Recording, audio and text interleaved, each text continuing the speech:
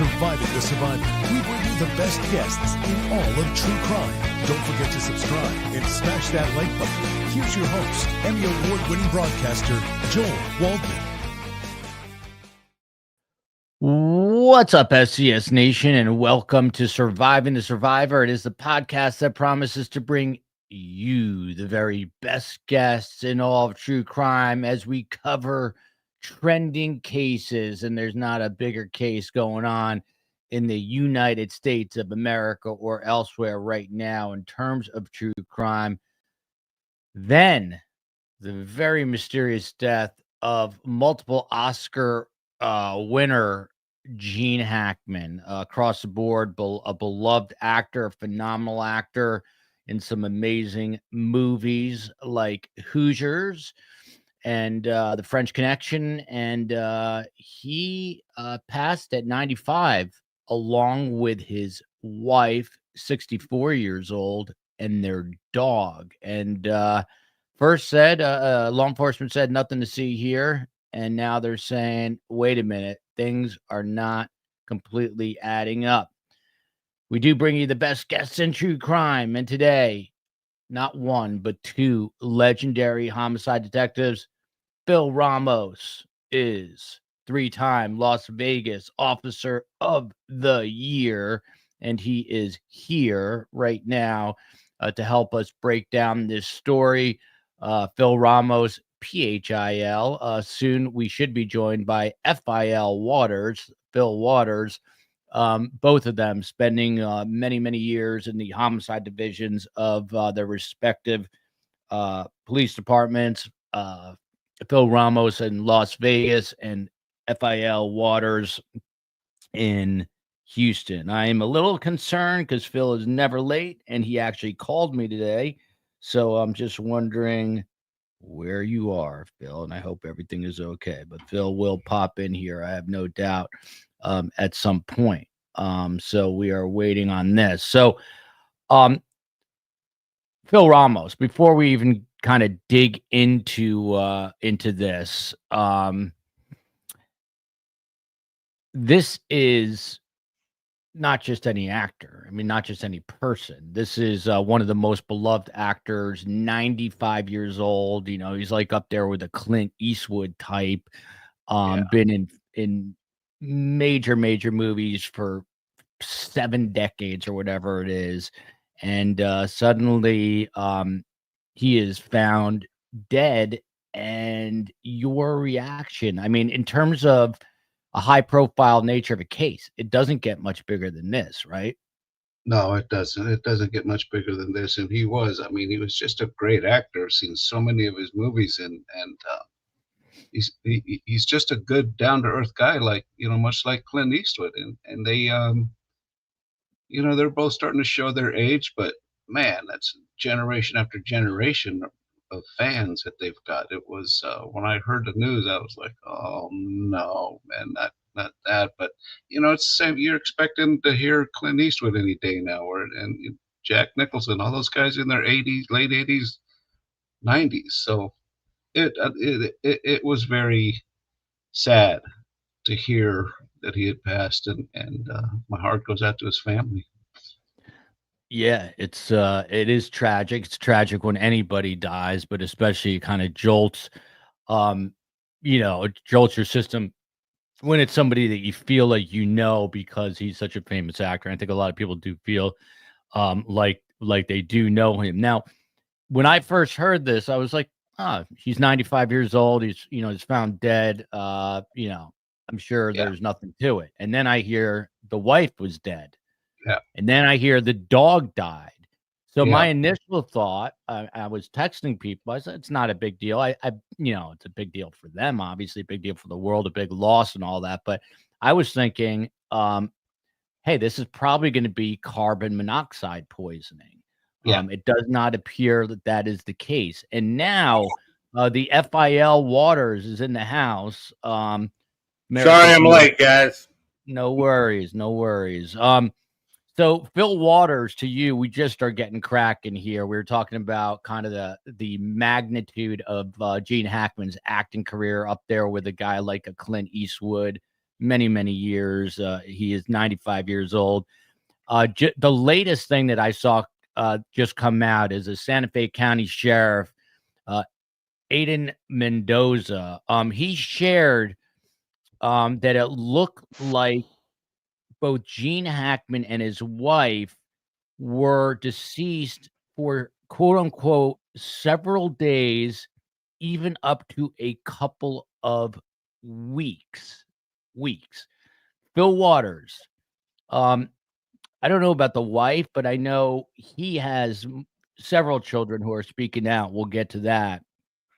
There was some kind of like house people, groundskeepers who are the ones, and we have the 911 call. We're going to play it.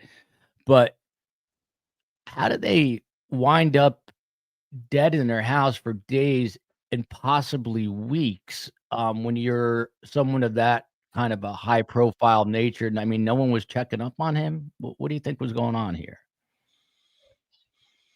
Well, from what I've read, by the way, he's one of my favorite actors. I would think so. Yeah, amazing guy. So he's a Marine. So so I did not know that. A lot I like about him. The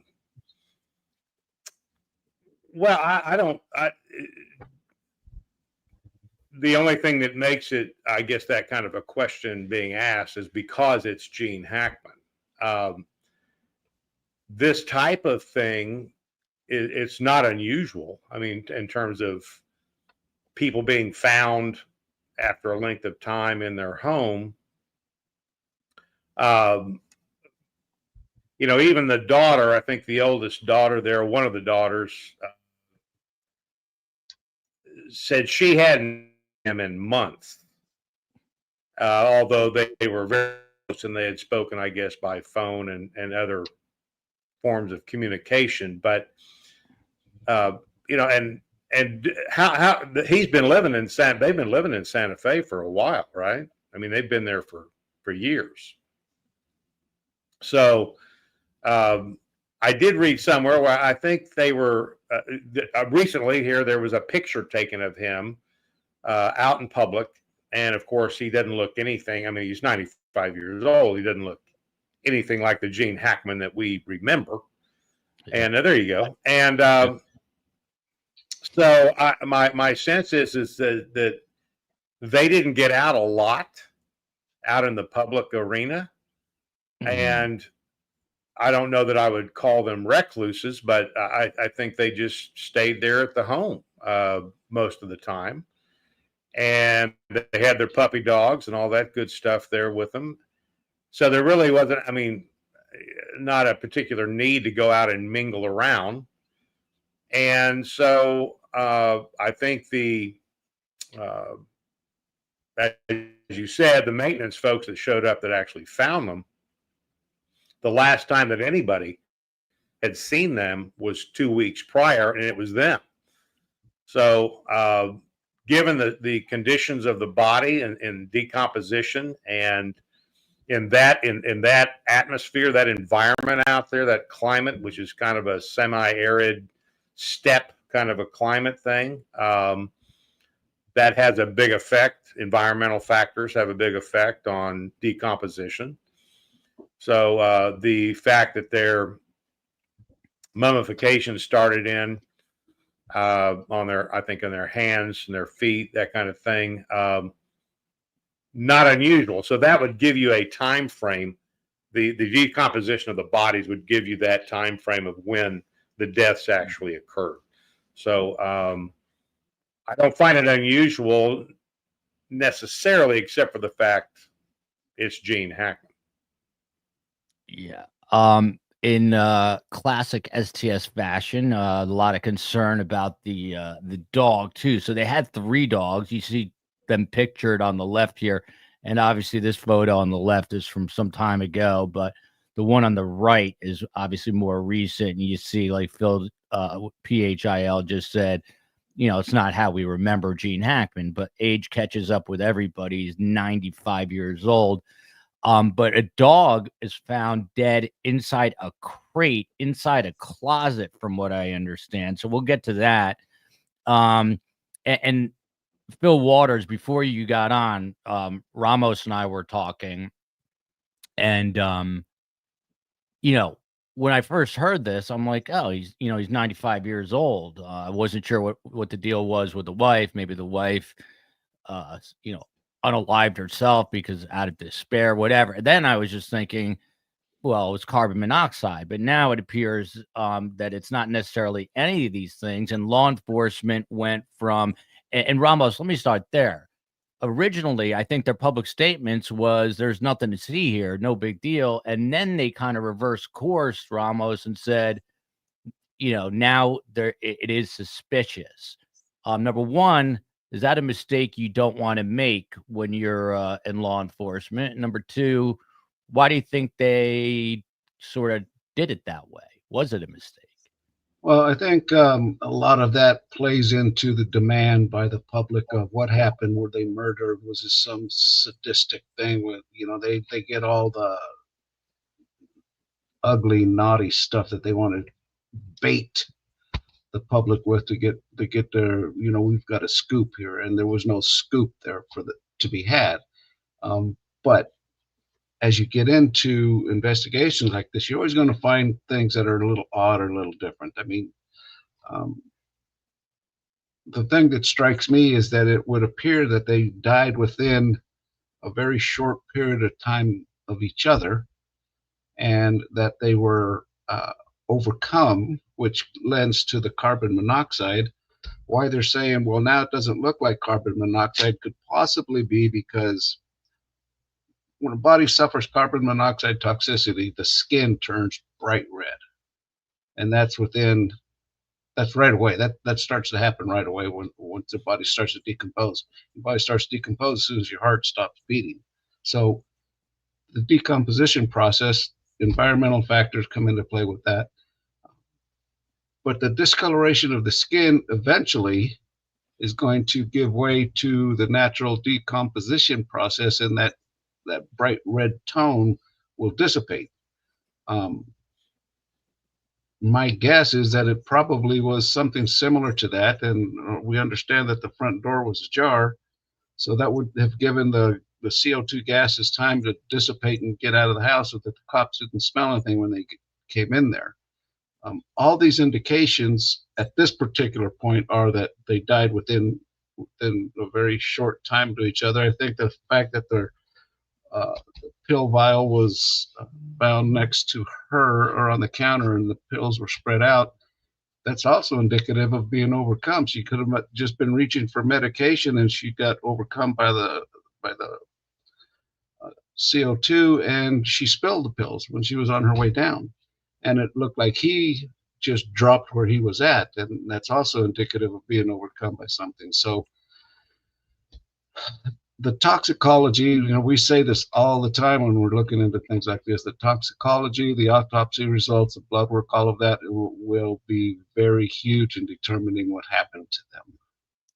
Yeah, we've got some sound on play in a second. Mandy Joe here. Why did his daughter speak out so quickly and say CO2, the carbon monoxide, with zero factual info? And I don't know. People are gonna. It's a very fair question, I think, but nothing to see here, Mr. 100, who's annoyed about our ads. Go watch the Super Bowl, Mr. 100. Just natural death, and the dog died of natural causes. I know he's a little sarcasm there, but let me play a piece of sound before. Let me talk smack for 1 second, not just toward Mr. 100, who I'm sure is a very nice person and human being, just giving us. I don't want to get worked up today, but let me say this. Go all over the YouTubes, all over the internets, all over the cable newses. Find me 2 more experienced homicide detectives right now, anywhere in the world, not America, talking about this case with more experience, who have been inside, who know more than anyone on the other side of this who's not been an investigator. If you find that panel, email me, survivingthesurvivor@gmail.com, and I will send you a hat, the hat I'm wearing. But it ain't gonna happen. because you ain't going to find it. Okay. Enough smack talk. Let me play. I don't know exactly what this is. This is Santa Fe, New Mexico, law enforcement, the sheriff's office there. Here we go. It's not normal to find 2 people deceased in a residence. That's concerning. And then there was also a dog that was in a kennel that was also found deceased. We don't know the cause of that, obviously. But, on our experience and working on cases like this, that is a possibility. Because of that, we called in the fire department, we called in P&M to go through the house, do some testing to figure out if it was even safe for our officers to go in and process the scene and execute the warrant. They stated that it was safe. I don't have the details of exactly what they located or what they didn't locate. It was determined that it was safe. We had been going in and out of the house. I don't know if that affects if there was a concentration of any gas, including carbon monoxide. So, that's yet to be determined. What did it say to you that the front door was open when their bodies were discovered? Yeah, they were home. So, I don't know if that was, if it was left ajar. There was no indication of a struggle. There was no indication of anything that was missing from the home or disturbed. That would be indication that there was a crime that had occurred. There was no indication of that. As far as, there could be a multitude of reasons why the door was open. So there you go. Multitude of reasons the door could have been open. Fil Waters, do me a favor before we kind of move forward with the investigative aspect of this. What is happening behind the doors at the sheriff's office here in Santa Fe, New Mexico?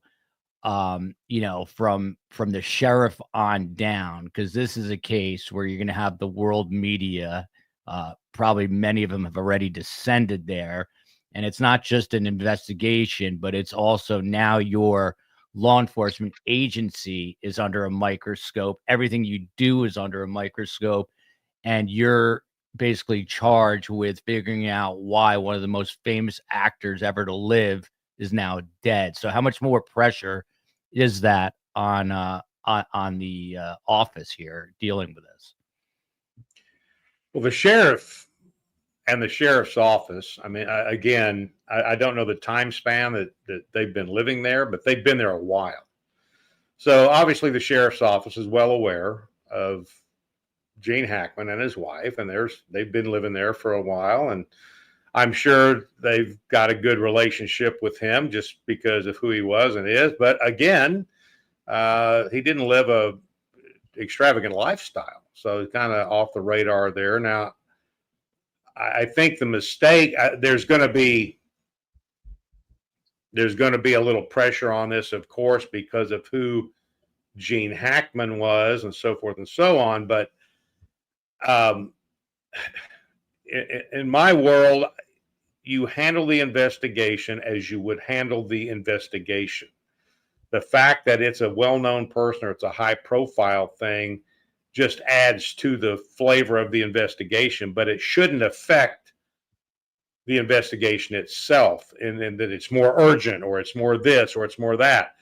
So, and that's, if I were the sheriff or if I were the detective, that's what I would be saying. Now, that's what I'd be telling my folks. Just go out and do your job. Now, I think the mistake here that was made from a optics perspective, from a PR perspective, was when they came out and started talking about this thing before they really knew anything. And now all of a sudden, as you've already noted, that they're, quote, backing up and saying, well, okay, well, now we're investigating it as a suspicious death and this and that. I mean, they got out there and they got ahead of them. They got over their skis when they first started talking about the beginning of this thing, and they should have just, everybody calm down. Look, we're going to investigate it. I mean, calling it a suspicious death, I'm not sure that's the right terminology, but you would call it a death investigation, because there doesn't appear to be an answer that is visible as to why they died, why both of them died, why one dog died and the other two didn't. Well, it's apparent that the one dog was in a kennel, which would do what? Which would tend to give some credence to the story that this may be carbon monoxide poisoning. And in terms of her being found in the bathroom and pills spread, scattered all over the place, I think Phil, that may be the case. She may have been going there to find something in that cabinet because there's no odor to that stuff. So if she's seeing things happening, and she sees him collapse. Now, I read the affidavit and the search warrant, and they find him laying on the floor. The cane was nearby. There was another item that was nearby him, and then she's in the bathroom. So, in just knowing what we know and what I read in the affidavit, it would appear to me that whatever happened to him first. And now she is going to try to find some remedy for what she thinks happened to him and is overcome with whatever it is that's going on in there. And the dog is in the closet in a kennel, according to what is that the sheriff, or was that just one of the? I'm not 100% sure. I think it might be whoever the representative there was to the sheriff's office. Yeah. So that dog was inside and was in a kennel or in an enclosure of some kind. The other two dogs are running around. So I think I read there when those folks showed up, one of the dogs was outside. One of the dogs was actually sitting by Gene Hackman's body. So, you gotta look at the scene and what does it tell you? Now they're saying that there's no sign of a struggle. There are no visible trauma on either of the bodies. That's huge. That's pretty big right there.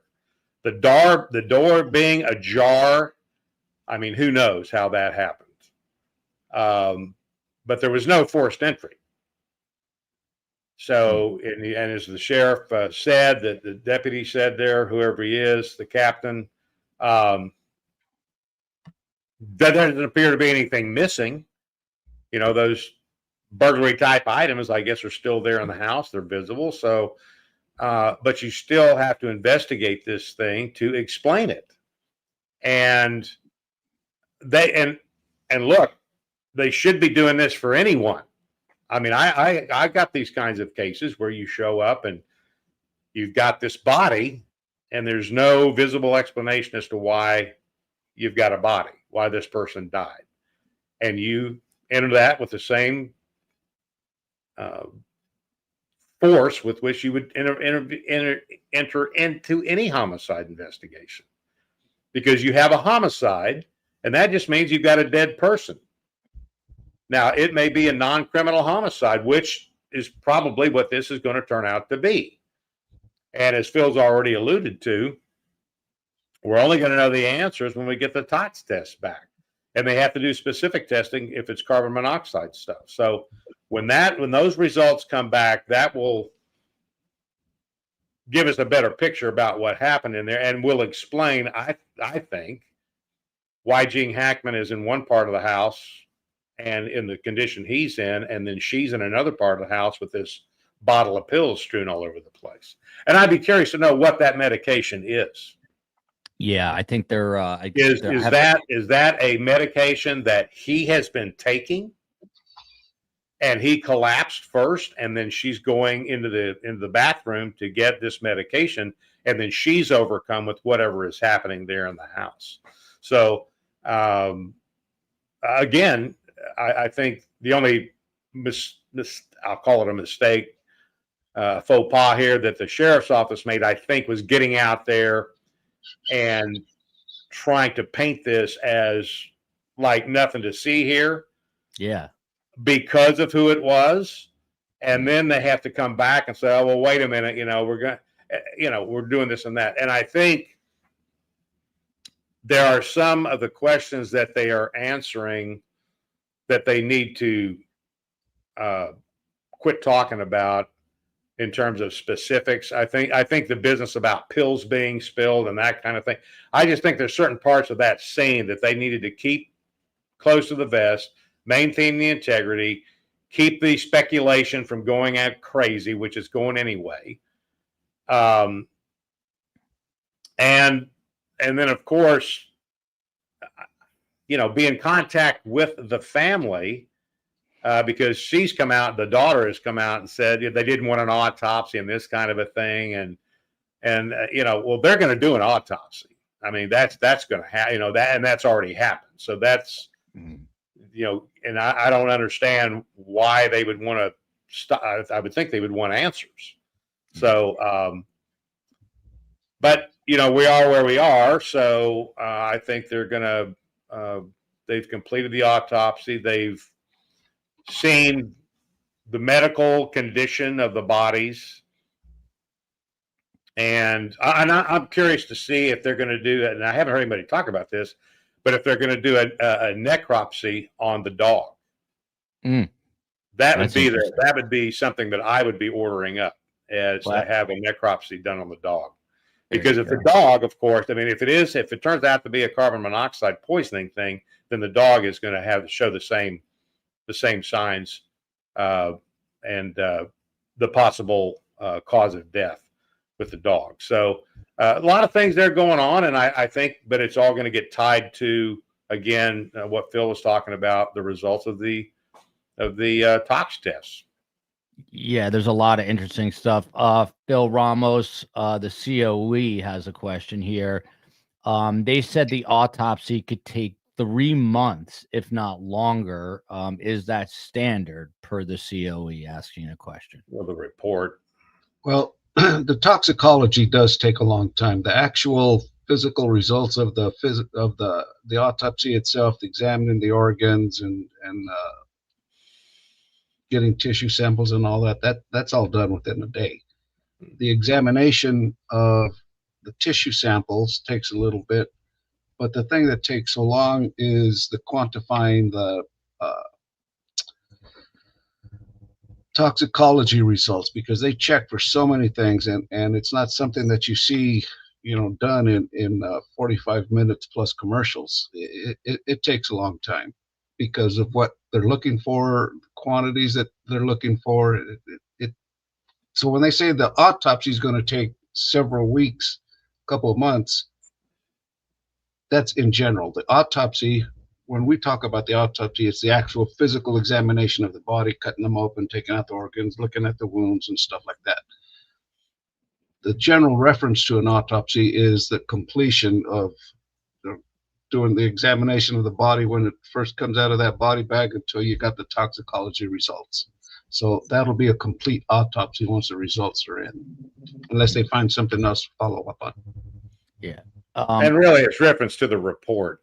It's going to be, they're not going to have, the results are not going to be in for 3 months on the tox test at the earliest, most likely, as Phil's already said. So, yeah, this business, but they're referring to the autopsy report. It's not going to be complete, as Phil's alluded to.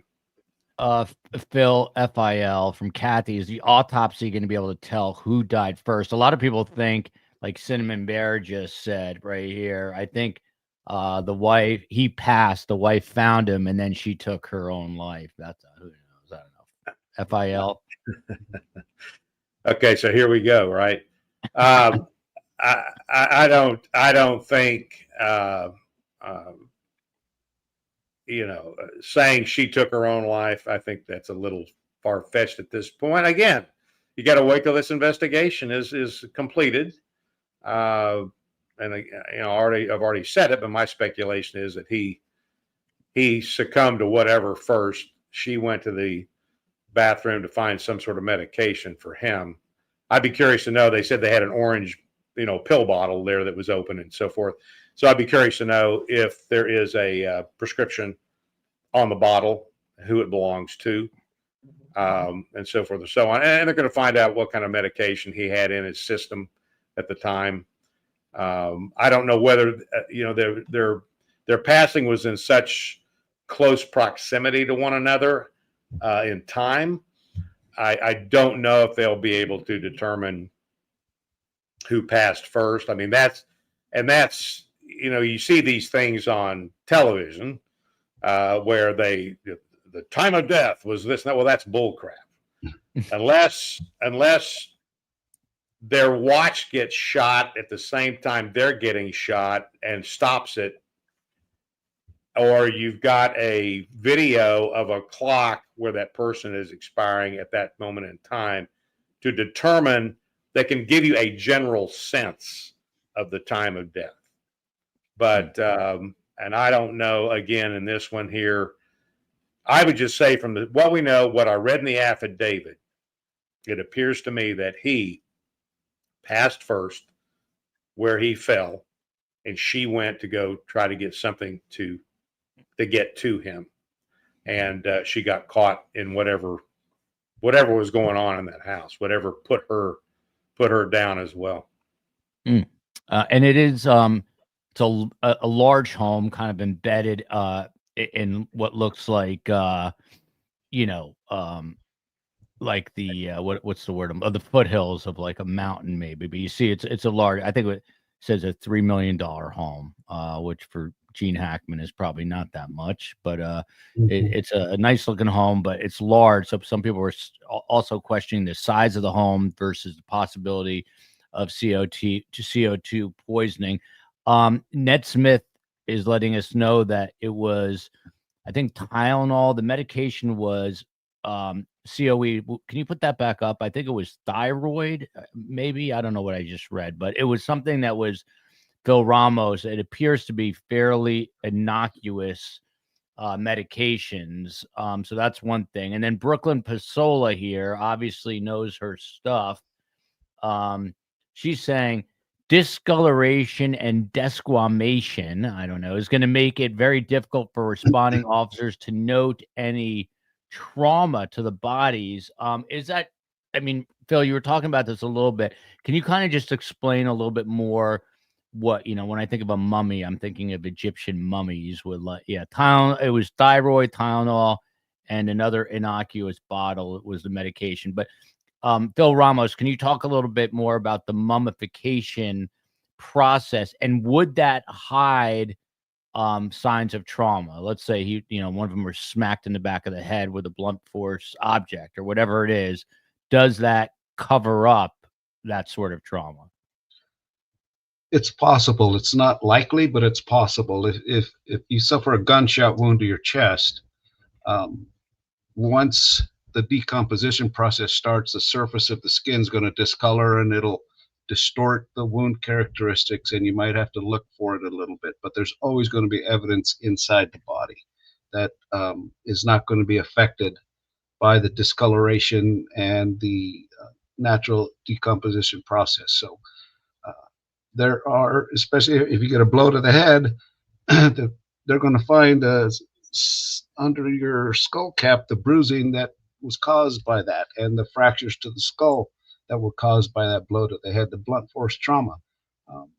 So while there is some validity to that, the discoloration is going to make it hard to find. That's just for the first responders. They get there and they're trained, don't touch the body, it's already dead, don't contaminate the crime scene. They're going to back out, have the paramedics come in. The paramedics generally don't even touch the body. They look at it and say, yeah, that's dead, and they're the ones that make the call, body's dead. Okay, call homicide or detectives or whoever. But once you start that physical examination, the discoloration will slow you down a little bit, but it's not going to completely obliterate the evidence that's there. I mean, we've found injection marks in muscles where people died of drug overdoses, and you couldn't see the hole in the skin because of the discoloration and the decomp process. But as soon as you start peeling that skin back, you can see where the needle went in, and you can see the discoloration into the muscle tissue and the fibers of the body. So that does happen on occasion. If it's like blunt force trauma or anything that's visible, you'll still be able to see it. But it's not going to completely obliterate it, no. And Phil Ramos, just back to you, since you worked in Las Vegas, obviously both you and FIL dealt with a lot of high profile cases, but Vegas is one of the entertainment centers of the world. So let's just say this happened in Vegas. I mean, does your approach change at all when it's someone who is this high caliber, high profile, where literally, again, the world media will descend upon it? I mean, are you saying, oh shit, I got to figure this one out faster than I figure out other ones? Is that really what's going on? Or do you just stay the course and do your thing? Well, both. Yeah, you stay the course, but we had a pretty popular guy named Tupac Shakur that was killed out here, and you talk about media pressure. Oh my God, it went on for years. It's still going on. So and by the way, Phil Ramos was at Tupac's autopsy. He's dead. Go ahead, Phil. Yeah, he's really dead. The pressure that is going to be coming from the public and from the press, and people want to know. That's what the administrative staff is for. They're the ones that take that heat, so it doesn't trickle down to the detectives trying to work the case. Because, like Phil said, you have to work this case, and you have to work it like you would any other case. The fact that it's a superstar celebrity shouldn't affect it, but it's going to have some bearing on it, but not enough to change the results of it. Those poor guys are going to be in that house for 2 or 3 days, and they're going to be checking every single room, every nook and cranny of it. And a few minutes ago, one of the viewers said, were there carbon monoxide detectors in there? I can't imagine that there were not carbon monoxide detectors in there. And another thing that has to come into play is what the ambient temperature was inside of the house, or the environmental conditions outside of the house. It's dry there, so that's going to slow the decomp process versus the humid areas like down south. A lot of factors come into the rate of decomposition, and the condition of body, existing problems with your health are going to affect your decomp process. So it's so many factors have to come into play that it's going to take a long time to figure out, number one, why they died, how they died, and when they died. I'm going to go out on a limb and say the ME is not going to come even close to giving a time of death. He might come in within a couple of days, but he's not going to say, well, he died at 12:55 and she died at 1:28. That's not going to happen. Like Phil said, unless there's video evidence of when someone was shot, you will never, ever hear a medical examiner give an exact time of death, ever. Okay. Monica here. So it's such a large house and the advanced age of Mr. Hackman, you would think that they would have outside help, meaning like a housekeeper or an aide or someone. And I would agree with that, which is another reason I was surprised that they're now saying it could have been weeks, if not days, that these bodies were in the house, including the dog. But Fil Waters, and I've got the 911 call. I'm going to play it after I ask Phil this question. But the fire department here in New Mexico, and in Santa Fe, and the New Mexico Gas Company have both confirmed that there was no evidence of carbon monoxide leaks or poisoning, which contradicts the family's suspicion of toxic fumes as the cause of death. I mean, who do you listen to here? Do you listen to the family who's saying, hey, I think it was carbon monoxide, or are you, I would think you have to defer to the fire department, right? And the gas company, who really know that world. And they're saying right now that they don't see anything pointing to that. So does this make it even more mysterious? Because, I don't know. At least with carbon monoxide, you've got a reason, right? You talking to this, Phil? Talking to that one, yes. I'm getting confused now, but yeah. Well, here we go again, right? Listening to the family speculate about something that they haven't even been around for months. You know, again, in these types of, I get it, but people, I mean, coming out, speculating, saying this, saying that, when they don't know the facts, I don't think it does anything to enhance or forward the investigation. Even the word suspicious here, suspicious enough,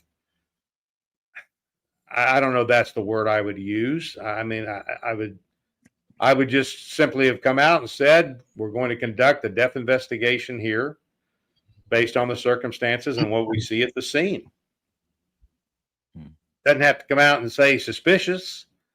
I mean, because everything they have said thus far has been no suspicion. So no visible signs of any kind of trauma on the bodies. You can kind of look at this scene, and I'm just basing this on what I read in the affidavit. And it's something that we just need to get the questions answered about what we're seeing at the scene. Why is he there? Why is she in there? And really the big crux of this thing is what was the cause of death? And so when they get in here and remember, the last time that they were seen was 2 weeks ago before the bodies were found. That mummification process, like I said, can start in that type of environment within a couple weeks. It had just begun. It wasn't like they were sitting there fully mummified. So the body decomposes in stages. And I don't know if it'll depend on the environment, of course. Did they have the air conditioners on? Did they have the heat on? I mean, there's a lot of things going on there environmentally that are going to determine the decomposition of the bodies. And so right now, I think, the bottom line is that we wait for these results of the tox test. And when those things get back, now the gas company coming out and saying there was no leak.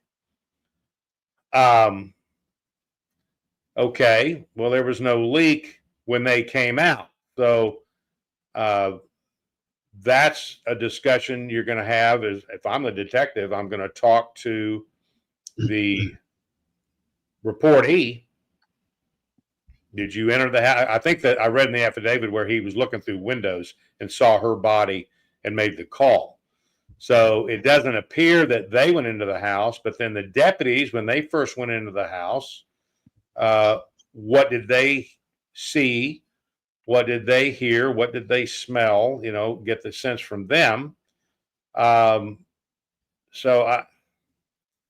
everybody, this is kind of one of these deals where everybody's covering their rear, right? So the gas company comes out, oh no, there's no leak. We're okay here. Move on. And I get it, sure. But that still doesn't mean there couldn't have been some kind of a leak that did this. So again, we got to wait till the investigation is through. I think again, people, I get it, but it doesn't. These kinds of things don't serve the family well. I don't think. Of course, the daughter has kind of opened the door for that herself. So again, family members jumping out and starting to say stuff. Again, I think, if it's me, I'm contacting, if I'm the detective in a deal like this, which is what I did, I call, and either the medical examiner is going to make the death notification or I am going to do it myself. And if the ME makes it and the family wants to speak to me, then I will certainly speak with them. And what I'm going to tell them is to wait. Please do not get out and start talking about this with media people. And I will be I'm the front line of communication for you. If you've got a question, you call me. I will give you the answer if I can give it to you at that time where we are, depending on where we are in the investigation. So management of a scene like this, you've got to consider who he was, who he is, but you still got to keep it in perspective. This is a death investigation. We're going to do what we do when we have any kind of a death investigation. It's to find the answers about what happened at this house. And so at this scene. So again, and I know in a perfect world, but I can tell you that I was pretty successful in keeping that under control based on what I was willing to release to the media because they need something. But I didn't want to release anything that would compromise the investigation or would cause a bunch of people to start stirring up a bunch of crap. And I would give it to families. Now, I had one investigation where the sister of the victim absolutely would not stay away from the media. She just had it in her head that she needed to go out there and run her head about everything all the time. And I told her several times to quit doing that. In fact, at one time I had to bring her down to my office and sit her in an interview room and explain it to her. And then she finally stopped. So I get it, but I'm just telling you, when homicide cops are in charge, they need to be the ones in charge. And all this other stuff just becomes noise. There you go. Noise. A lot of noise in people's lives these days. But Free Radical here says, definitely needs investigation, but Free Radical up here says they've been together for over 30 years, which is epic for a Hollywood marriage, considering Gene's fame as an actor. They were said to have been actually madly in love, that it was a real strong relationship. She was trained as a classical pianist, I believe, Betsy Arakawa, and obviously Gene Hackman, one of the best actors, and they had a real connection there. So without further ado, the COE's been bugging me about this. This is the 911 call, at least as much of it as we could get. Here we go. We're going to listen to this.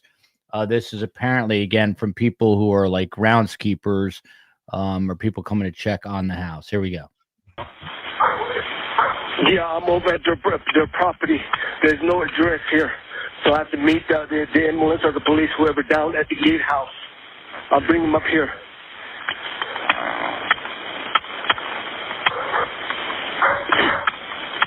Okay. How old is the patient?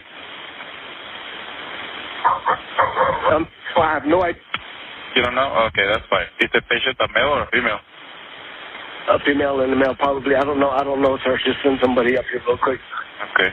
Are they awake? I have no idea. Are they breathing?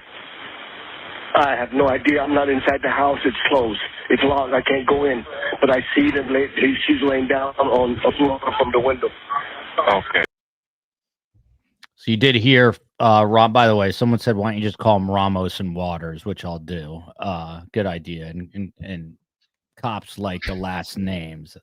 So Ramos, to you, you heard him say that he wasn't on the inside. He was looking from the outside. So, I mean, that's good because, it wasn't like tampering or tainting the potential scene at all.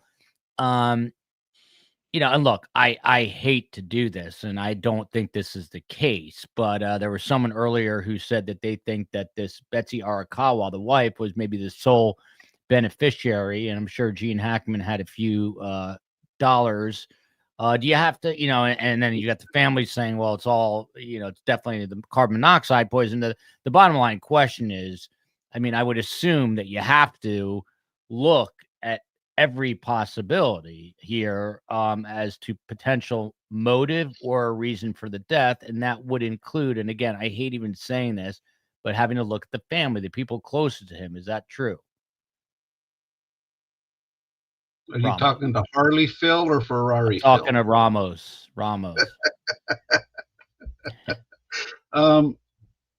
That's a good one too. Yeah. I could call you Harley and Ferrari, but go on. And they rhyme. Those are things that you have to consider, but not right away. There's more important things that you have to consider. That the family's not jumping up and down and say they were murdered. Get out there and find who killed them. And that's not the case. I mean, if it was a violent death that they both suffered, then we'd be talking about completely different scenarios here. But they didn't, and what we're dealing with is, like Phil said, not even a suspicious death. I would call this an unusual death because they both died within a short period of time. One of the questions I would have is how far. It looked like a pretty big house, so how far was Gene Hackman's body to his wife's body? I saw somewhere that he was found in the mud room and she was in the bathroom. So how many feet apart is that? And the dog being locked up, that would certainly indicate why the dog died, because he wasn't free to move about. If we're talking about carbon monoxide, the other two dogs were in and out, so they were able to get out of there. Dogs know when something doesn't smell right, they're going to go outside, right? I mean, dogs know that, animals know that. So it's right now, we just got to wait and see. Those guys, like I said, they're going to be working that house, working the scene for a long time, gathering up all the evidence. But the key where they'd have to start is who had last contact with them. Was it on the phone? Did you text? Were you a video call, knocking on the door? Did anybody see them driving around? A lot of people of this celebrity stature usually have drivers and someone that takes them here and there, but so did they drive themselves? There's a lot of things that you have to find out. This is, you hear us say the word victimology all the time, and that comes into play here. Not that they're victims of crime, but you need to know what their lifestyle was, what their habits were, and what kind of health were they in. Was Mr. Hackman? Yeah. Which, by the way, I have an answer to that. I mean, according to the family, he was in impeccably good health. He had no health issues at 95. And the funny thing is, his wife, she was very concerned. She wanted him around, so she had him on this really strict diet. But then the COE had a photo where he's sneaking in, like every good husband or man shouldn't be. Look at this. He's sneaking in Wendy's, and the wife, I was reading, get really annoyed. She had him like eating, salmon fillets and really healthy stuff. By the way, he did yoga also a few times a week, still at this age. So apparently he was in phenomenal shape, which is amazing at 95. And someone said he looks frail. I mean, he does look a little frail, but I mean, for 95, I hope I have more hair than that, but I hope I'm looking as strong as that at 95. But Ferrari Waters, to you. You know what? There's one more piece of sound from the sheriff's office. Let's listen to this, and then we'll put a little bow on this one and do some other true crime stories of the week. But this is definitely, I think, got the fascination of the public writ large. Here we go. We're still in the preliminary steps of the investigation. There's not a lot of new information that's available, but we will try to include that in our press release this afternoon as soon as the investigators hopefully are finished processing the scene. Can you confirm if they have been deceased for a long period of time? I was told maybe a week or two. All I can say is they have been deceased for quite a while.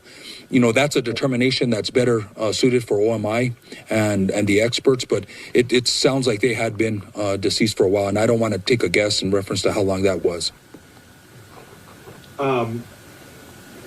Who found them? Was it these two maintenance workers, I believe? So from what I understand, there was a gentleman that was doing some pest control work that had gone to the Hackman residence, and he noticed that they weren't home which was odd, I guess, as far as he was concerned. He made contact with a security officer that was there, either patrolling or in the subdivision, and then it was a security officer that went to the house and had discovered the individuals in the home. You guys are ruling out foul play, though? We're not ruling it out. What I did state was there was no obvious sign or indication of a foul play. There was no immediate sign of foul play. Haven't ruled that out yet. This is an investigation, so we're keeping everything on the table. I think the autopsy is going to tell us a lot, and any evidence that we collect, but I haven't ruled any of that out yet. That sounds like something Ramos or Waters would say. Fil Waters, by the way, Quinn here saying they would know immediately if it was carbon monoxide, simple rapid blood test. But Fil Waters, what's going on inside that house today with investigators? What are they doing? How are they investigating the scene? Well, I'm sure they've got crime scene units in there that are still processing that scene, I would think. And so what, I mean, like, what are they looking for things that are out of place, out of, not, what are they looking at specifically? I mean, in terms of the crime scene units, they're not looking for anything other than evidence. So they're in there, they're going to be, if there's areas that if it were me, I'd be, and the detective is going to be directing them on what we're going to be doing here. So there's a common processing of a scene that they're going to come in and do. When it starts getting to, specifics or specific evidence or something that they want to recover, that's going to be at the direction of the homicide detective. At least that's the way I did it at Houston Police Department. So they're going to go in and they're going to do what they're going to do. They're going to a lot of pictures, a lot of video. They're going to, because you've got one scene, but you've got three different aspects. You've got three kind of mini scenes below that, below the big scene. So you got where Gene Hackman's body was found. You got where his wife was found. You got where the dog was found. So each one of those areas are going to be processed as those particular. It's almost like you're going to put a grid in there, and you're going to process this part. This is where we have here. Then you're going to encapsulate it into your crime scene report as here's the overall scene, and then here's where one body was, here's what another body was, and here's what the dog was. So it's going to take time. They're just going to have to go, and if they see things in there that would require either DNA swabbing or they're going to gather that bottle, those pills, I would suggest that they're going to have to make a choice, either swab it for DNA or super glue it for fingerprints. But you're going to have to do one or the other because you're going to lose one if you do the other. So those things that we know were part of the scene in terms of somebody took that bottle out of that prescription bottle out of that whatever that cabinet was. Somebody opened it up. Somebody spilled those pills everywhere. So we want to, if we want to have a link, we want to wrap that bottle to her. If that's the one who in fact took it out. Now, if we find other evidence on there of another person, then you're going to go, let's just assume for our discussion here that they decided to swab it for DNA. And you've got, say you have a mixture. Well, you want to find out as best you can who that mixture belongs to. So does it belong to Gene Hackman and his wife? Or is there some other mixture in there that we don't have any knowledge of who that person is? So, there's a lot of testing that's going to be done here. That's going to go to labs, and that's going to take a while to get back those results. And then the detective is going to have to put all of this together with the autopsy report and those tox tests coming back and put together a timeline as to when this was most likely to have started, and then that time frame that got it to the end, and then what happened in between. But yeah, this is not as as Harley Phil's already alluded to, doesn't happen in 43 minutes with no commercials. So everybody just needs to buckle up and wait for the results. Be patient. Yeah. So his daughters, Leslie, and I'm looking for the other name. It's Leslie and Elizabeth. And apparently Leslie had not spoken to her dad in months. They reportedly had a good relationship. The family is said to be devastated, awaiting on these toxicology reports. And the daughter, Leslie, says she plans, and I don't know if he has more children, but the daughter, Leslie, plans to travel to New Mexico once, police gather more information, shows she's going to be going out there. Ramos, I mean, you guys are always talking about timelines, right? I mean, how do you sort of begin to put together a timeline for this, not really knowing when they died? What do you do about that? Well, you start backtracking as far back as you can go. That's why I said earlier, you start with who spoke to them last. And it sounds like, one thing that keeps crossing my mind is the person that called 911 is saying, no, it's locked up. I can't get inside yet. Cops get there and they find a door ajar. How come the guy that called 911 didn't see the door ajar? Maybe he was used to going in, through the back way or coming in from the side or something like that. And which door was actually ajar? Was it the front door? Was it the side door? The door from the garage? That would be one of the things I would be wondering about. And you start with the person making the call, and when was the last time you saw them? When was the last time you talked to them? Start knocking on neighbors' doors. Have you seen them in the backyard or walking around and the places they frequent, if they frequented places? Cell phone records will certainly come into play. So there's just a lot of footwork to be done to try tracking down what their movements were before they were found dead. I'm learning something that, our demographic is 82% women and about 18% men. Well, let's say 17%, and then 1% trolls. And yesterday we had a handsome male guest on, and the chat was going wild, but nothing in comparison to the conversation being had about fast food right now. I've never seen such a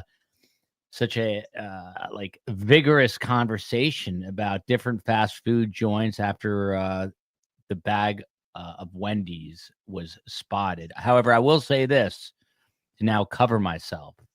Women are the dominant, much more superior species. Even alpha males like Harley Phil and Ferrari Phil. They are both told what to do and how to do it by their wives. Am I right, Phils? Yes. Guilty. Yes. Waters, I didn't hear a response, and I know your wife watches this. Well, we don't have. We've been together for 44 years and been married for almost 43. So I love it. We're way beyond my trying to tell her what to do or her trying to tell me what to do. So Phil. I hope she doesn't see this comment. We're pretty much in sync. So, well, I hope she doesn't read this comment. Every week I crush on Phil. Every week. Well, thank you. I appreciate that. Look, someone just said, I noticed how handsome Phil is. So hungry. Lee, I noticed how handsome Phil is. Now we got him off of food, and they're talking Phil. What about Ramos, man? He's one of the coolest dudes I've ever met, Phil Ramos. So, Anything else here? I think we pretty much covered it. There was a question or two I think I had, but Ramos. The only thing that I'm now looking back on this, there's going to be a lot of questions. Obviously, investigators are going to try to get the answer to. If the door was closed, I would say nothing. Again, I would be whatever. The fact that that door was found open, what kind of concern level does that give you as a experienced homicide detective? That door is open. Well, absent any other circumstances, I would say not very. I would, given the totality of circumstances that we know right now, something hit them right away as soon as they came in contact with it. So did they just walk into their house, come in, and the fumes overtook them, and they didn't get a chance to close the door? Or did they leave the door open for the other dogs to get in and out? But I understand there was a doggy door for the two surviving dogs. So, yeah, it's something that you want to look at and come up with a logical explanation. But that doesn't, the fact that it was a jar doesn't mean there was any criminality involved at all. It just you sit there and look and say, well, how come the door's open? Did they not close it when they came in? Playing this out the way we're playing it out, I would guess that there was some kind of CO2 leak in the house while they were gone. They come in, it hits them. One of the very first symptoms of carbon monoxide toxicity is a severe headache. So did she go into the bathroom looking for something to take care of that headache? And was Mr. Hackman unable to recover to get out? Those things happen really quick. But when you are exposed to CO2 and it's toxic enough that you're going to go down, you're going to know it. You can smell it, and you're going to go down right away. And in my mind, that seems like a logical explanation, absent anything else suspicious. But we just have to wait and see. We just have to wait and see. Phil will tell you, we've seen so many of these that it's hard to get excited over something like this when you know that's going to be a innocuous result. You can't say that out front, but based on my experience, I don't think there's going to be anything ugly about their deaths other than how sad it is that they both passed. Yeah. Well said, and time will tell. Thank you to Miss Brazy here, gifting 5 memberships. And there was a comment that Phil Ramos is a quote unquote smoke show, a smoke show. Ramos, if you don't know what that means, that is young kids jargon for a handsome guy. Jimmy McNutty wants to know if my door is unlocked. I don't know, but the COE is at home, so and the COE knows martial art. She doesn't really, but she's got Latin blood, and she knows how to fight, and she'll COE has taken boxing many times, many times. She's actually a really good boxer. Good for her. Yeah, in Philadelphia, she trained. I think it was Bernard Hopkins' trainer. I want to say that was training. COE was into it, and yeah, and she was really into it. B-Hop, Bernard Hopkins. Yeah, and this is a fun story. She was feeling at the end of a training session, she was feeling really worn down, as though she was going to pass out. And it was a summer day in Philly. She was out on the sidewalk, and the trainer took a bucket of ice water and dumped it on her head the way they do with Gatorade. That's old school boxers. Another time, when we were in Washington, D.C., she was training. She was boxing. And I think I can share this. She said to the trainer, I need to lose X amount of pounds. How do I do it? Without missing a beat, the boxing trainer said, don't eat. You don't eat. Have a kiwi. So it was there's nothing. This is why I love old school boxing trainers. There's nothing fancy about them. They cut to the chase. If you want to lose weight, they said don't eat. I don't recommend that, but that's what they recommended. So when you were in Philly, did she run up the rocky stairs and get a picture by the statue? I think the COE may have actually run up the rocky stairs. I think we all did at one point. She was working there. I was working in New York. That was a really fun commute every weekend. And guess who I was the one commuting from New York City to Philadelphia. What a commute that was. So, by the way, a Ferrari, Phil, I'd be remiss if I didn't ask. Your Ferrari's been in the shop for like 17 years getting painted. Is it almost done at this point? No. I don't understand. No. That actually, it's been with my mechanic for a year and a half. I don't understand. The paint got resolved, and it's beautiful. The problem is that we're replacing a gasket for the front windshield, and we could only find that by ordering it from Ferrari. And that was ordered in August. I've not yet seen it. Talked to my guys at Ferrari of Houston, and they got with Ferrari people in New York, I guess, a month or so ago. And they were trying to explain to the Ferrari of Houston guys that we've had problems with parts, been blah, blah, blah, blah, blah. The only thing I know now is that supposedly the part is coming FedEx ground, but they haven't put a tracking number on it. So the car's been sitting in my mechanic. I'm hopeful that in the last 3.5 months or so that he has been working on it, putting it back together, so that the last thing we've got to do is this windshield thing. But this has turned into a labor of love in terms of having to wait. But you know what? That's okay. When it's done, it's going to be amazing when it's done. Waters, let me ask you. He's not charging you by the hour, is he?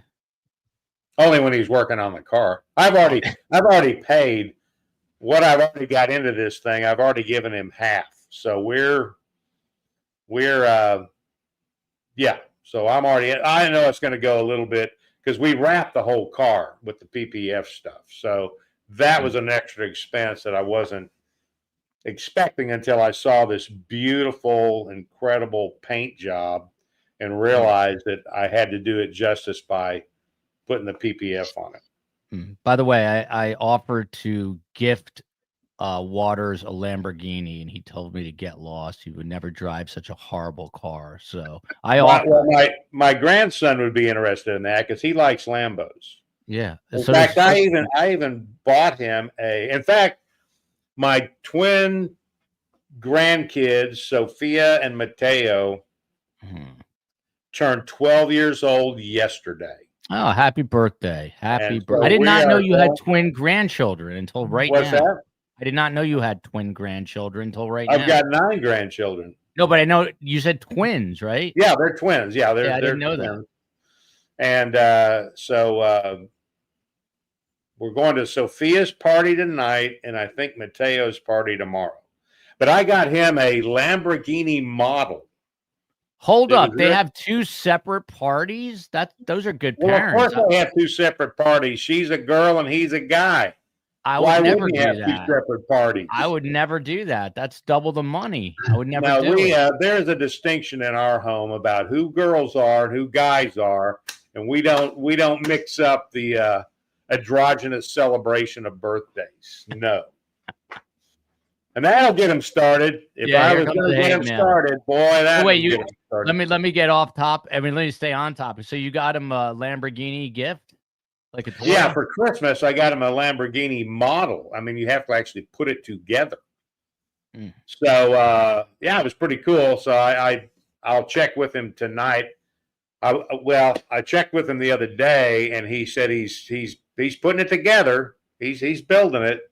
So I'll see tonight how far he's gotten with it. But it's really cool. And then once it's done, his mom, my daughter, has told him that they're going to get a plexiglass showcase, and they're going to put it in the showcase for him. So that's very cool. He's a Lambo guy. I can't answer for that, but he likes that. The Lamborghinis look a lot different. They're that kind of space age looking weird stuff, and there you go. Jimmy wants an invite to the 21st birthday. Drinks are on Phil, F-I-L. So moving on to other crime stories here.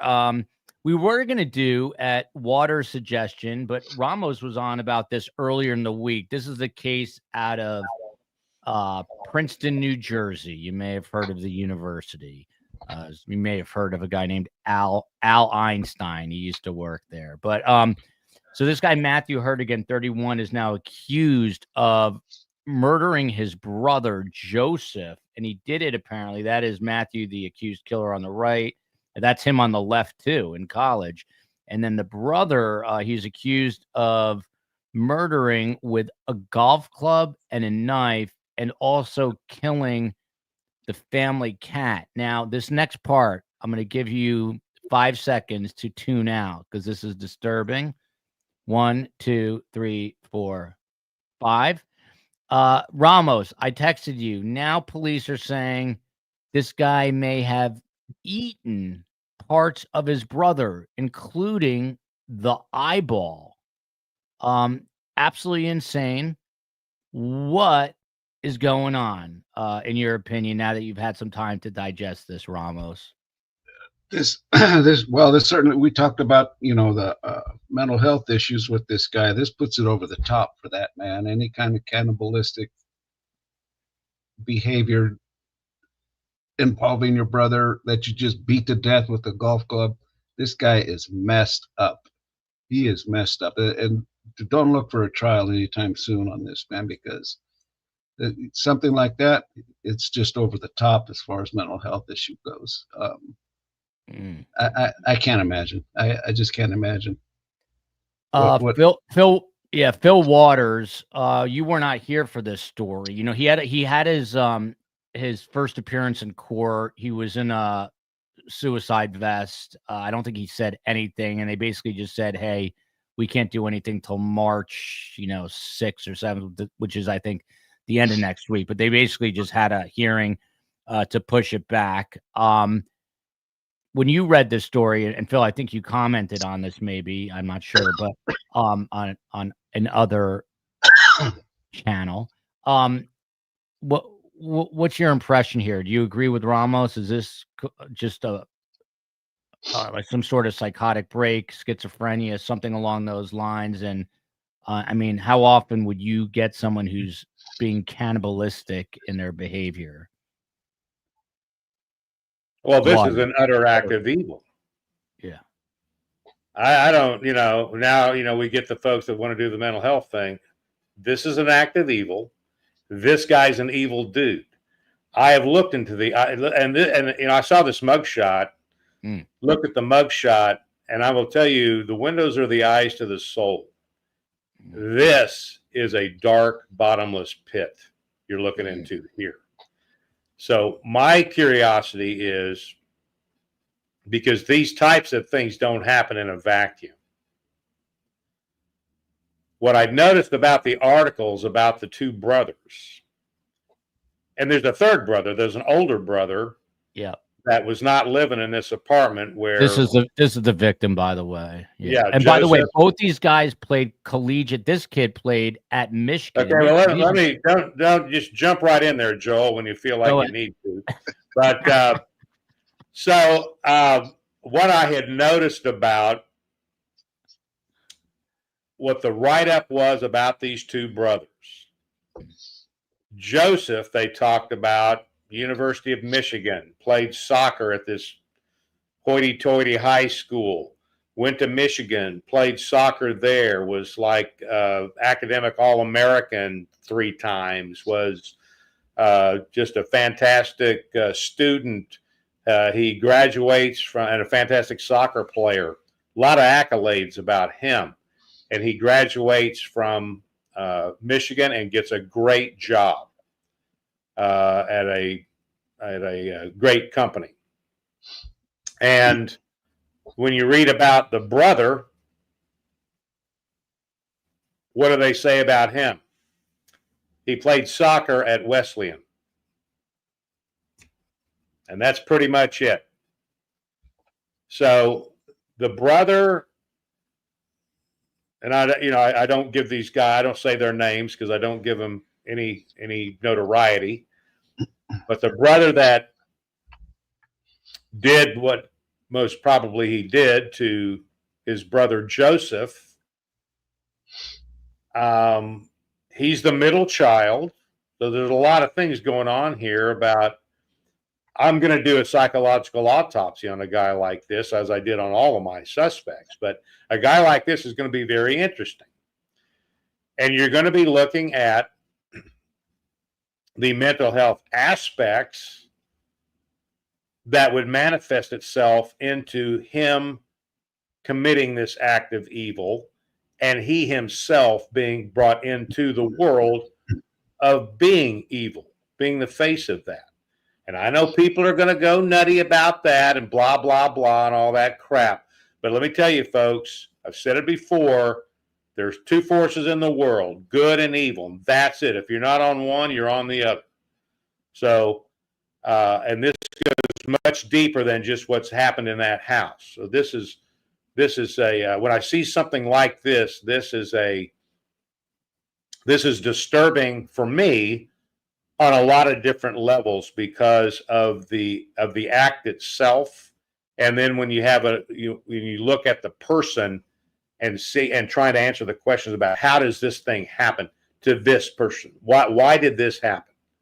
Now, this has been building over time. Something has been happening. They've been living in that apartment, and hoity-toity apartment. I mean, these people are upper income. I mean, these are people with all sorts of resources. But it just goes to show you that it doesn't matter what your socioeconomic status is, that evil can enter into it no matter what. And so I'm curious as to what, and again, we're talking about timelines. What's the history here between Joseph and this brother? And what has that relationship been? Because they've been living in this apartment now together. And I've got a real curiosity about, because there was a picture that the brother posted the day before he did this, and he's laying on the carpet, he's laying on the ground, and he's got a cat toy off to the side there, and he's got the same vacant look on his face that he had in his mugshot. Mm. And then I saw a poem that he'd written, I think from September of last year, very dark, things that he expresses in these poems, very, very dark, very disturbing. So my curiosity about the cat is who did the cat belong to? Did the cat belong to Joseph? Or did the cat, was he more affectionate to Joseph? This would be just another thing that would be in the brother's head about, oh, woe is me, I'm not getting any attention. Whatever his, we'll use the word, whatever his mental health started to deteriorate. And so, obviously, the young man on the left is showing in a completely different countenance than the young man on the right, and they're the same person. Mm-hmm. So this is an interesting case, at least from my perspective, because I have interviewed people like this. And it's always an interesting study in when the human condition gets reduced to just evil. And so I want to know what's happened to him in his life and what his relationship was between he and Joseph. Now, the eyeball thing, look, I kept hearing the term, he gouged his eyeball out. Well, we don't know that. So again, this is one of these cases where I want to see if I'm at the scene, I want to see how does that happen. And then there's this plate, right, with the blood on it and a fork, and they can't find the eyeball. So the presumption is, right, that he consumed it. But I want to know, was that something that he did? I'd love to interview this guy, but was that purposeful? Did he, in fact, gouge an eye out and consume it? Or, because he pummeled the brother with a golf club. Yeah. And then he used a knife.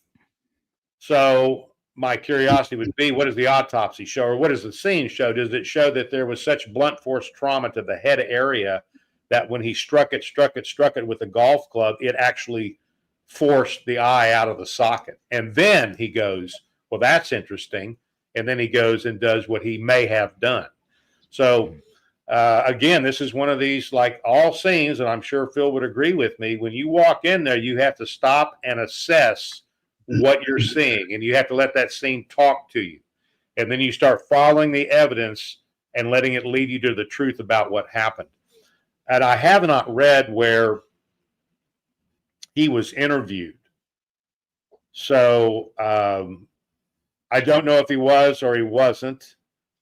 I would think a guy like this would be wanting to engage in an interview. But I don't know. I haven't read anywhere whether he did or whether they were able to interview him or not. But interesting case, very interesting case. A lot of moving parts in this thing before we get to the Fil Waters. I have to ask you. You said you want to interview this guy. I get it, and I know your whole thing. You take everybody. You know, it doesn't matter race, creed, this, that, the. But when you get to the eyeball, can you just tell me how you would pose that question? Would you say, so Matt, let me ask you something. Oh, you talking about the eyeball thing? Yeah, like specifically about the eyeball. How would you ask about that? Would you say, did you take the eyeball out? Why did you want to eat it? What was, was it something that you've always wanted to taste? Like, how would you question him about the eyeball specifically? Well, that's going to be way down the road in the interview before we get to that specificity. But assuming that we're moving the direction that I would want that interview to go, which is, number one, the first thing I'm going to do is I want him to explain the relationship between he and his brother and the family and the other brothers. I want to find out why he's where he is today. So that's what we're going to start with. And then once we get through that and I have a better understanding about the dynamic of, and what was it like living in the apartment with Joseph? By the way, how did you all get along? How did you all live with one another? And then I'd want to know about, who did the cat belong to? I mean, there's so many questions here to ask this guy just to get to the point of where he commits the murder. So a lot of talk, but once we've gotten that, and if we, just for the sake of our discussion, say we're being successful in getting where we need to be, then I'm going to have, and he's gotten to the point where he is describing what he did. Why did you decide to use a golf club? Is that just a weapon of opportunity, which is what it sounds like to me? Something, and then I want to know what triggered it. What happened that day at that moment in time? Where, and once he gets going, with the golf club, I mean, holy cow! I'll be curious to see the autopsy to see how many times the knife was used and how many times the golf club, if they can determine that on the body. And then I'd want to know, in that explanation, is how does the eye come out of the socket? Explain to me what happened. Explain to me. I'm not going to say it like that, but I'm just going to say what happened when you were striking him. Did you notice anything? Did you see something? What? And then he may say, well, his eye popped out, or if we're going along there and he doesn't mention that, and I say, well, can you kind of explain? We noticed that we got an eye missing. How do we explain that? And let him explain it to me, what he did. Whether did he gouge it? Did he hit it with a golf club and it popped out? And then what did he do with it after that? Where did it go? And let him explain it. I don't want to, no pun intended, but I don't want to feed him any information that he's going to just echo back to me. Yeah. I want him to tell me what he did. I don't want to give him any clues, any encouragement to tell me what I want to hear, so to speak. So yeah, it would be I'm just hoping that they had the opportunity to interview him, and that they had a detective that's really good at interviewing and got all the stuff, because this is a guy, I think, and just what I know about the case and just looking at him, and having interviewed people like this, my experience has been that once they start to talk, it becomes about them, and that's what needs to happen here. Yep. He needs to know this is his story and that he needs to tell it. And there will become a point in time in the interview where they will not shut up. And you'll get everything you need to know, and maybe even a little more. You'll get some stuff that you didn't even think about. But this is and these are always tragic. I mean, these, family, horrific tragedies like this. I mean, it's horrible, horrible stuff. Yeah. You see this comment here. It went from Gene Hackman going to Wendy's to Sonic, Chick-fil-A, In-N-Out, and now Eyeballs. Gotta love STS. I'll tell you, what would you be more interested in seeing? Kendrick Lamar singing, or Fil Waters and Phil Ramos interviewing this guy about why he ate his brother's eyeball on the Super Bowl halftime show? I know what would get higher ratings. Surviving the Survivor with Ramos and Waters. I would just sit there with my jaw hanging open. By the way, Ramos, he apparently also, we talked about this, but I think it's now been corroborated that he burned the cat, which I know is difficult for people to hear. So that just puts you on that same, what Phil was saying, the other Phil, this level of evil. I mean, do you care to comment on that? The burning of the cat. Also, I mean, people were saying, like, do you think then, as detectives, that schizophrenics are evil? I don't think that's what Fil Waters was saying. I guess how do you square the potential? We don't know that he's schizophrenic, but let's say that he is. How do you square that with what happened here, Ramos? Well, you don't. I mean, that's symptomatic of beyond describable psychological disorders, and I agree 1,000% with my friend Phil.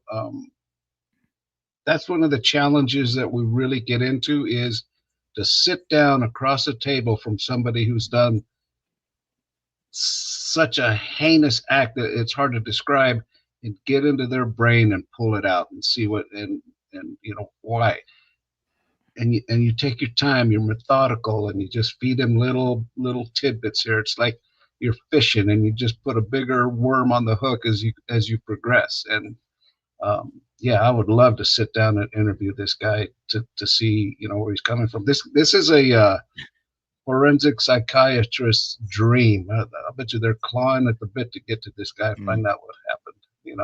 Because it's we see the absolute worst that human beings are capable of doing to other humans. I mean, Hollywood can't come up with the stuff that we've seen and that we go through with these investigations. And if you could get into that, and if you can pull it out, it gives you a sense of what to look for the next time something like this happens. And you know, we deal with the most unpredictable thing in the universe, and that's the human mind. You just never know what's going to happen. And you know, I'll just talk about what we're talking about. I'm going to lighten it up just a bit, just to show you what a sick sense of humor we develop in this business. We're at an autopsy. The guy shot himself with a shotgun under the chin, and just, you can imagine, took out his entire front face. One of the things that doctors do is describe during their external examination that, you know, white Caucasian male, consistent with the age, this, his hair color is this, and blah, blah, blah. And so the doc is talking into his microphone. My partner and I are sitting there looking at each other, and he says, hair color was black, eye color was blue. And we look at each other and go, what? Blue? There's the eyes are gone. And I said, whoa, doc, wait a minute. I said, how do you know his eyes were blue? They're gone. He goes, yeah. He giggles and he goes, one blue that way and one blue that way. Well, that is that's detective humor right there. It's wild to me that both these guys want to interview Matt Hurtgen, the guy that is now accused of murdering his brother and eating his eyeball. It's crazy. Fil Waters, we're going to run through the rest of these. I got to let these guys on their way in a second. But police in Chicago arrested a 21-year-old named Antonio Reyes. They arrested him. He apparently is now charged in the murder of 6 people who he shot and killed in a short period of time, like 9 months in 2020. But it's interesting because they are describing him, listing him, characterizing him as a serial killer. And at the time, he was 16 years old. I guess my question is, did you ever deal with any teen serial killers? How rare is that? It seems like it's got to be really rare. Well, what were the excuse me? What were the circumstances of the killings?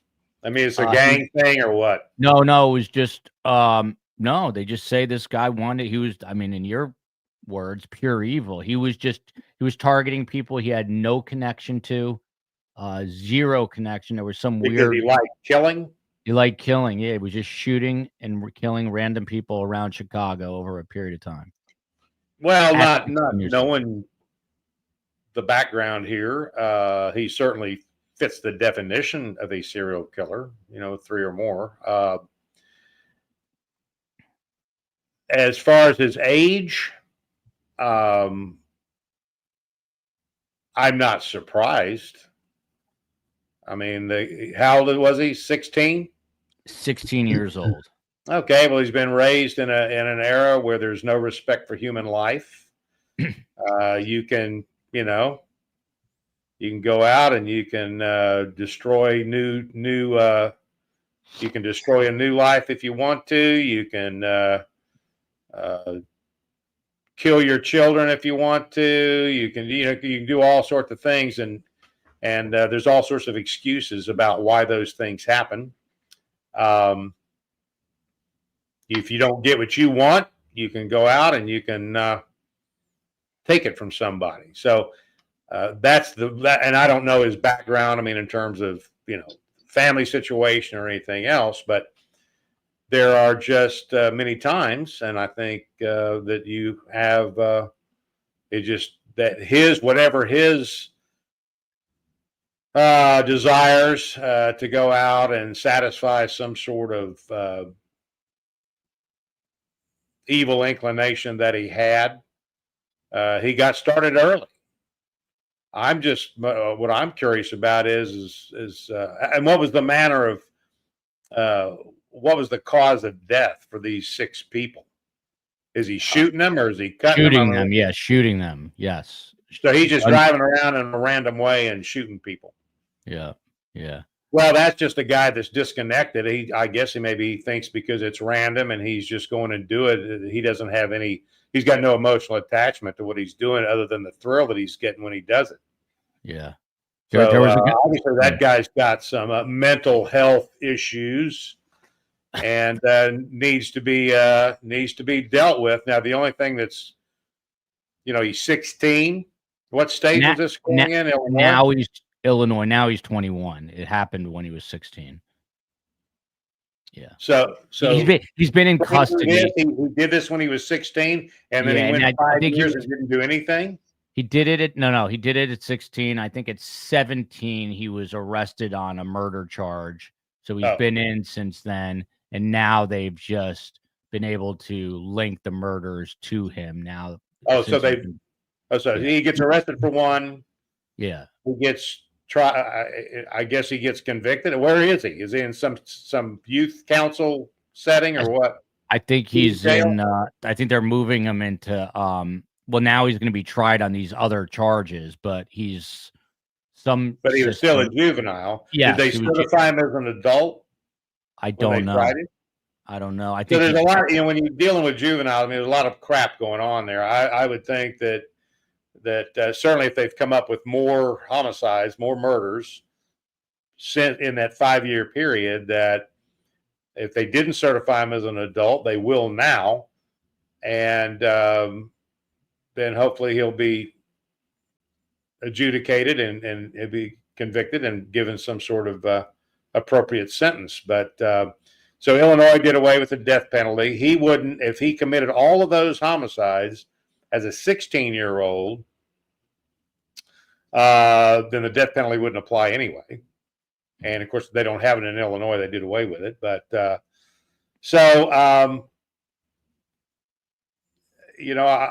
hopefully, for those families, I'm just curious about the setting. I mean, where did he come from? I mean, I don't know much about when he's doing this. Is he's just running around fulfilling himself? Yeah, I don't know much about his upbringing, but yeah, I have to know about the case a little bit more, I guess, to make a complete assessment. Well, most of you guys probably remember Pastor John Paul Miller. He was married to Micah Miller. She fatally shoots herself after hitting him with divorce papers. If you guys remember, she called 911 and basically said, I just can't take it anymore. Some people thought that maybe he had something to do with all this or behind it. He was behind it. But now this pastor is being accused of R-ing and essaying a 15-year-old girl. This happened nearly 30 years ago, apparently, and is now accused of using his church as a quote-unquote sexual playground. So that story is not over. That guy, a lot of people thought was a sick you-know-what from the get-go, and now you're finding out after his wife left us in an untimely way that now he is being accused of R-ing this woman. Did the COE's laptop just die? It did. It was a photo I wanted to show everybody. Next story. This is a Ramos story. For those who do not know, well, both bills did narcotics, but Phil Ramos tried to infiltrate the Cuban mob. In this case, it is Colombia, the country.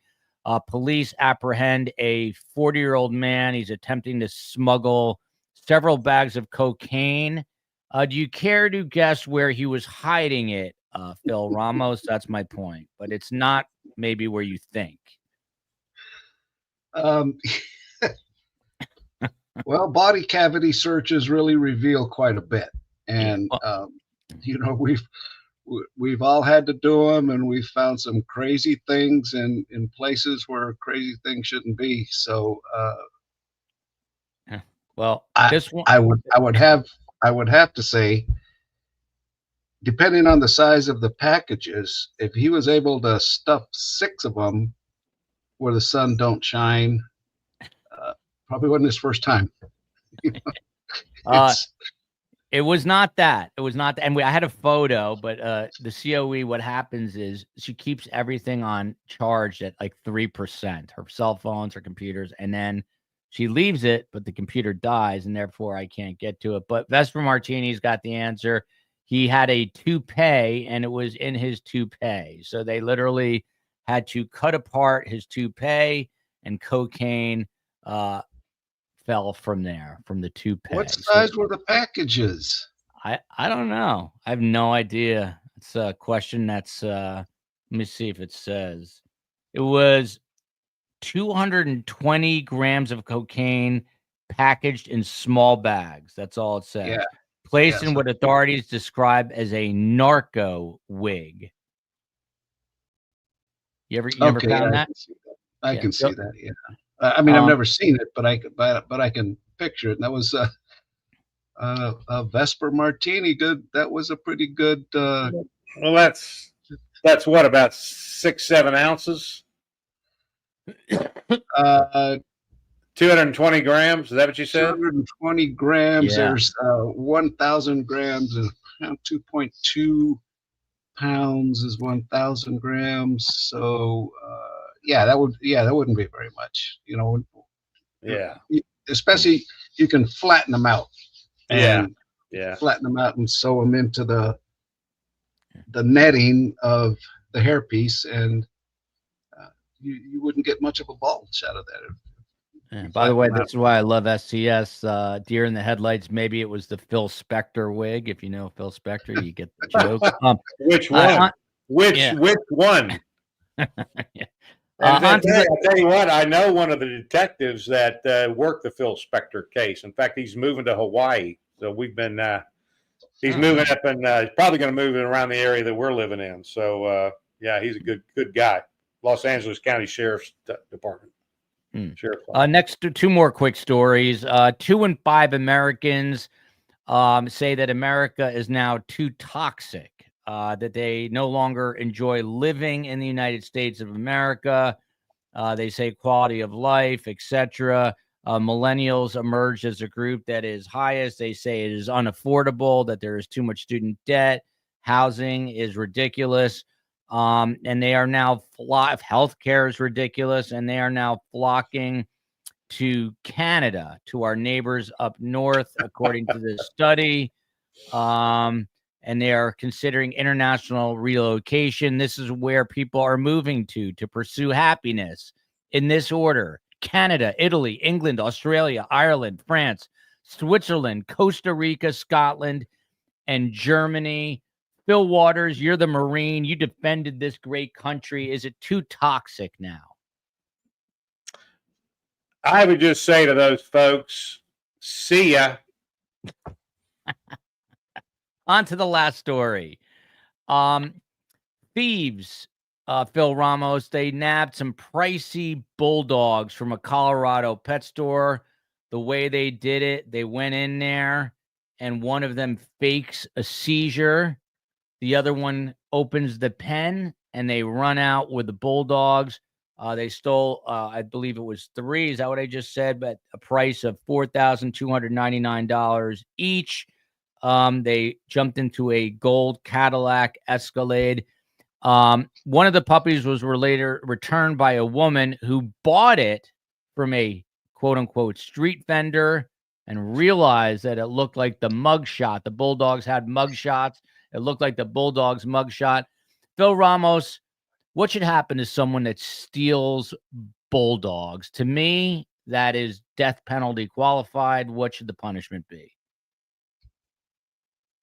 Well, I would imagine that the whatever jurisdiction this occurred in, they have the proportionate tables of, you know, it's a felony if it's over 5,000, gross misdemeanor, you know, that type of thing. And you know, it seems like every year crooks are getting a raise. It used to be that if you stole something that was worth more than $100, it was a felony. Now I think you get like $1,500 before it's a felony. But yeah, it should be proportionate to what the value of the dogs. But then again, $1,500 to one person is a exorbitant amount of money, where a pet lover is going to say you couldn't pay me enough. I mean, that my dog is priceless to me. So somewhere there's got to be a commonality of how do you put a value on something that is to some people invaluable and others, oh well, it's just a dog.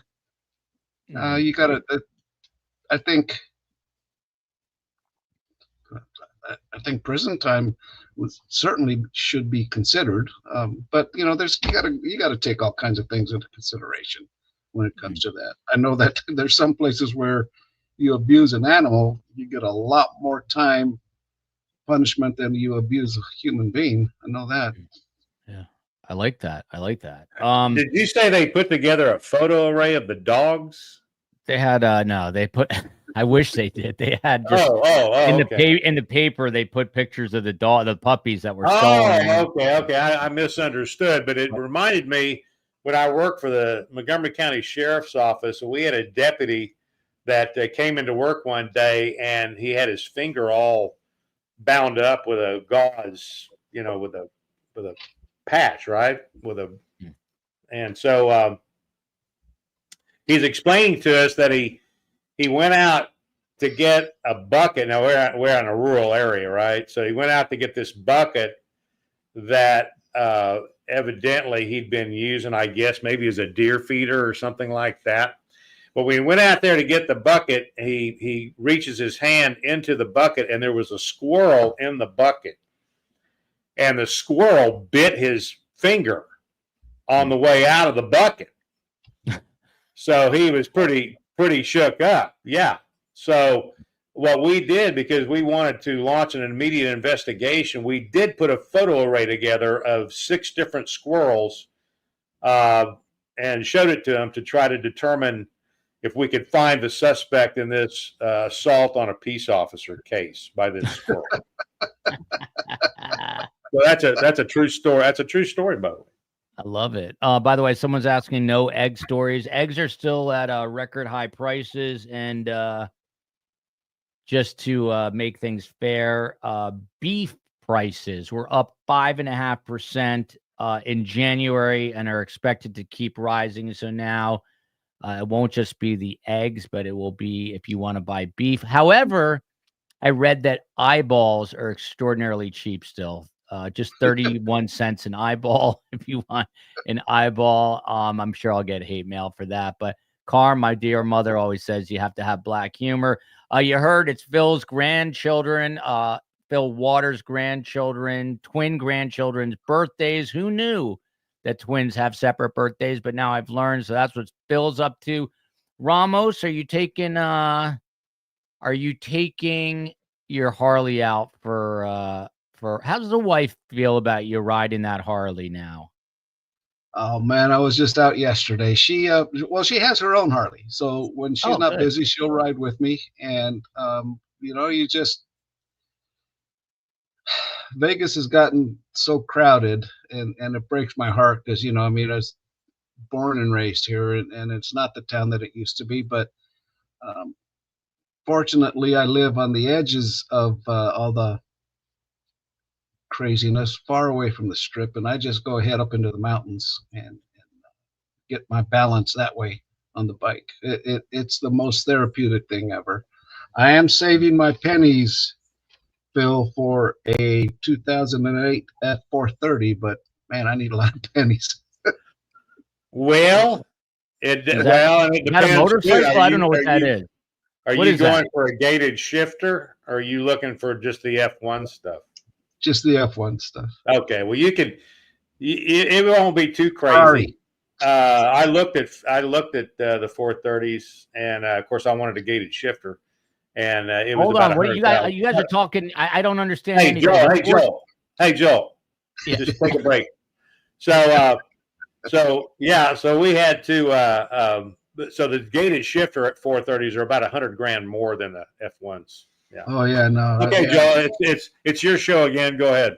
What's a 430? Is that a motor? Is this police talk? What is this? No, it's a Ferrari. Oh. It's a badass Ferrari too, man. Really? That was the one that came out after the 360s. That was the next. Yeah. And Yeah. they don't have belts; they've got chains. So little bit of an upgrade there. Yeah. I would do Yeah, great in prison, but I'd also do really well in like the detective division, the homicide division at any police department. All the guys be like, "Oh, I'm getting a gated, shifted 430," and I'd be like, "What is that? What is that? Let me go get a pedicure." All right. On that note, thank you to these gentlemen for being here. Thank you for being here. We have, I believe, Robert Rand. If you don't know who he is, Google him. He has been covering the Menendez brothers story since 1989. He is a very accomplished journalist. He's got a movie out, a documentary, and a whole bunch of stuff. And I think he's joining us on Monday to discuss the latest in that. And we will have more. Have a wonderful weekend. Love to both missuses, I guess, Phil and Phil. And thank you both for being here. Thank you to everyone. Love you, America. Love you, Houston. Love you, Vegas. And do not eat any eyeballs, but go buy eggs before they sell out.